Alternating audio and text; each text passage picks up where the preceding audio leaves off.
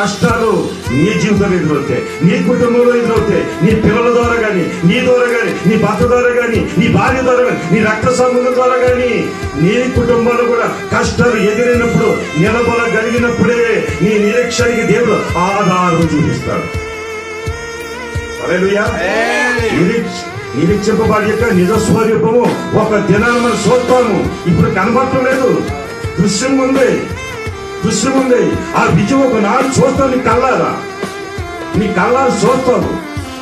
అది చూసినప్పుడు ఈ బాధలన్నీ మర్చిపోతావు, కష్టాలన్నీ మర్చిపోతావు, ఈ రోగాలన్నీ మర్చిపోతావు, శ్రమలన్నీ మర్చిపోతావు. ఆ విజయంలో ఎన్ని కూడా కొట్టుకొని పోతాయి, శ్రమలన్నీ కొట్టుకొని పోతాయి, పాపాలన్నీ కొట్టుకొని పోతాయి, కష్టాలన్నీ కొట్టుకొని పోతాయి, చీకలంతా కొట్టుకొని పోతాయి. దేవుడు నిన్ను ఒక ప్రకాశమానమైన ఒక దీపస్తంభం వలె నిన్ను నిలబెట్టి నీ వెలుగుదల కొంతమందికి దేవుడు మహిమ వచ్చేటట్టుగా, కొంతమంది చీకటి జీవితాలను వారిలో చీకటి జీవితాలు తొలగించి వారిలో నీదో ఒక వెలుగు నింపేటువంటి ఒక దీపస్తంభం వలె నిన్ను దేవుడు వాడుకోబోయే ఒక తరుణం వస్తుంది. ఆ సమయం వరకు నీవు నేనేం చేయాలండి?